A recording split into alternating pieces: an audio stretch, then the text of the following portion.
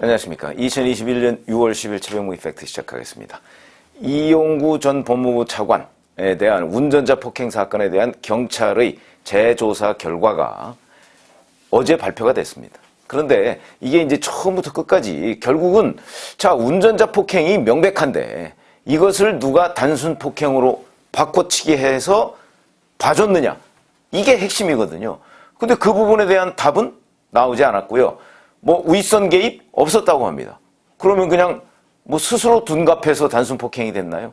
뭐 이런 의문점, 뭐 이런 것들 제가 간단하게 짚어보겠는데, 우선 어제 경찰청 발표한 거에 요지는 이런 겁니다. 11월 9일 오전 7시에 서초구경찰서, 이게 사건이 일어난 거는 11월 6일 아닙니까? 6일 발생하고 이걸 계속 숨기고 있다가 12월 중순에, 그러니까 법무부 차관이 된 뒤에 언론 보도로 드러난 거거든요.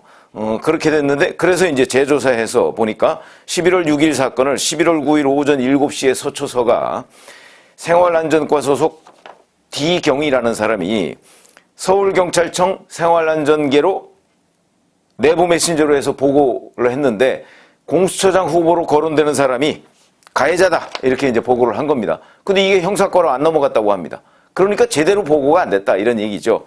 그리고 같은 날 오전에 서초서장, 형사과장, 뭐 형사팀장 등도 다 이 사실을 파악하고 있었고요.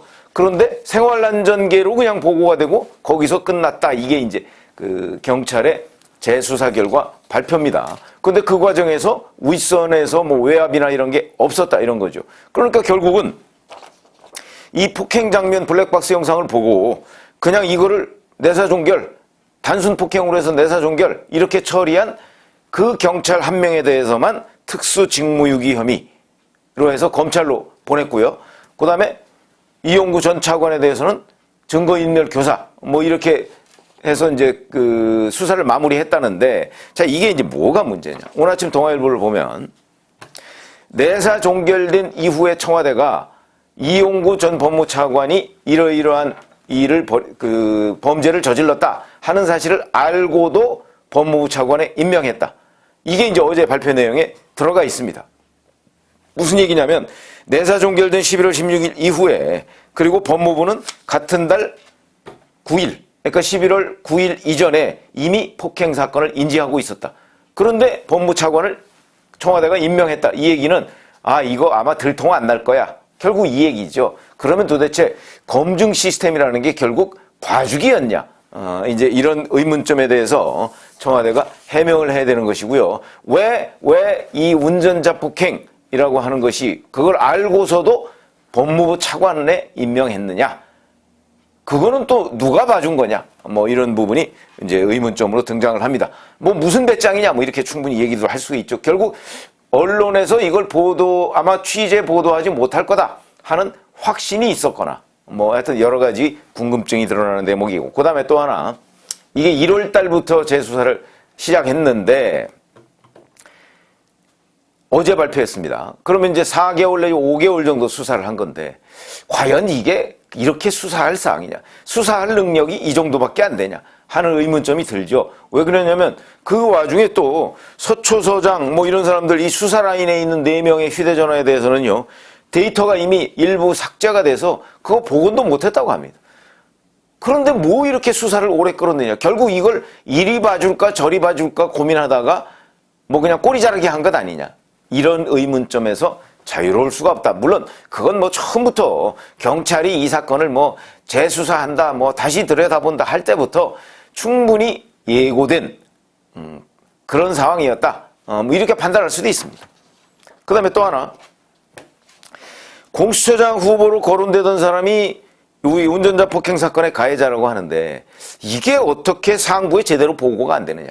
경찰은요, 잘 알지만 기자 한 명이, 이제 뭐 예를 들어서 그 메이저 언론의 기자 한 명이 무슨 사고를 쳐도요, 즉각 상부에 보고합니다. 이 보고 체계가 굉장히 철저한 곳이 경찰인데, 공수처장 후보자라는데 이 사람이, 그 사람이 더군다나 운전자 폭행은 단순 폭행하고 달라가지고서요, 운전자 폭행은 징역형을 받는 사람들이 굉장히 많습니다. 최근에 그런 유사한 사례도 있었습니다. 보통 뭐 징역 1년, 뭐 물론 집행유예가 이제 따르는 경우도 꽤 있지만 그런 사건입니다. 이런 사건에 대해서 공수처장 후보가 이런 혐의를 받고 있는데 그걸 그냥 단순 폭행으로 바꿔서 그냥 사건 마무리한다? 이게 보고하지 않을 사항인가?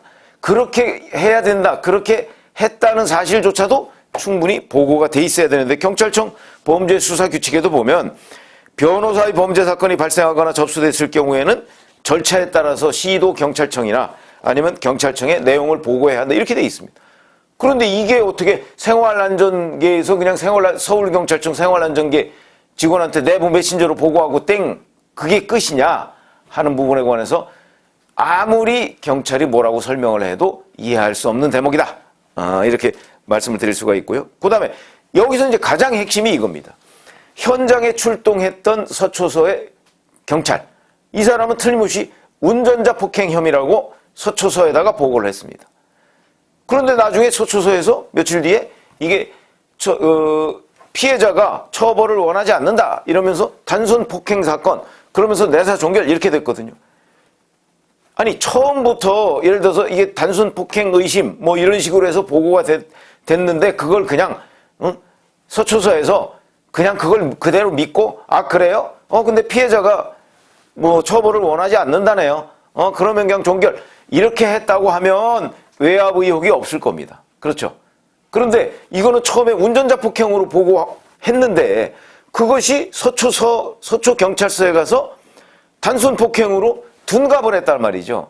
그러면 이게 서초서에서 그걸 담당한 경찰의 본인의 임의 판단이냐. 임의로 현장 경찰이 보고한 것을 제대로 블랙박스 영상 같은 걸 확인하고서도 확인하면 운전자 폭행이라는 게 명백한데 그럼에도 그걸 보고서도 아 내가 봐줘야 되겠다. 이건 내 선에서 봐주면 되는 거야.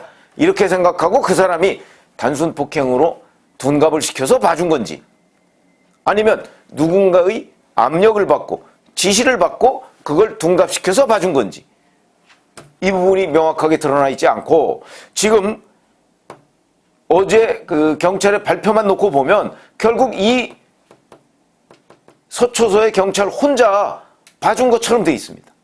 그러면 이 서초서의 경찰은 무슨 생각으로 봐줬을까 하는 그 조사 결과가 있어야 됩니다. 자기가 혼자 내가 혼자 이렇게 판단해 보니까 아유 그래도 공수처장까지 앞으로 될지도 모르는 분인데 여기서 이런 거 가지고 뭐 문제되면 곤란하니까 내가 봐줘야 되겠다고 생각을 해서 봐줬습니다 라든가 아니면 어디에 뭐 압력받았다 소리 안 하니까 아마 이걸 이런 식으로 처리를 했는지는 모르겠으나 어쨌든 이 사람이 왜 이 운전자 폭행을 단순 폭행으로 바꿨는지에 대해 이 사람의 설명이 있어야 된다. 그래야 납득이 될 거 아니겠습니까? 어쨌든 이게 제일 핵심인데 그 부분에 대한 설명이 어제 수사 결과 발표에 없었다. 이런 부분이 이제 여전히 두고두고 의문점으로 남는다. 어찌 보면 자 이제 이게 검찰로 송치가 됐으니까 검찰에서도 이 사건을 또 들여다보고 있죠. 검찰에서도 수사를 하고 있습니다. 검찰의 수사 중점은 바로 외압 의혹입니다. 왜 둔갑했느냐. 그렇죠. 그게 핵심입니다. 그런데 경찰은 그게 없다고 하니까 이제 검찰에서 밝혀내야 할 시점이다. 예를 들어서 왜 이게 운전자 폭행이 단순 폭행으로 바뀌었느냐는 부분만 충분히 설명이 되면 설명이 되면 이 수사는 끝입니다. 이게 뭐 4개월씩 5개월씩 이렇게 끌 수 있는 사안이 아닙니다. 그러니까 관련자들 휴대전화 다 해서 어디랑 통화했는지 그리고 그 사람들 추궁하면 끝나는 일입니다. 그렇게 해서 예를 들어서 이 서초경찰서에 있는 이 경찰 한 명이 이용구 전 법무부 차관을 봐줬다. 자기 임의로 봐줬다. 뭐 그 정도밖에 조사를 못하겠다. 뭐 그러면 어쩔 수 없는 거죠.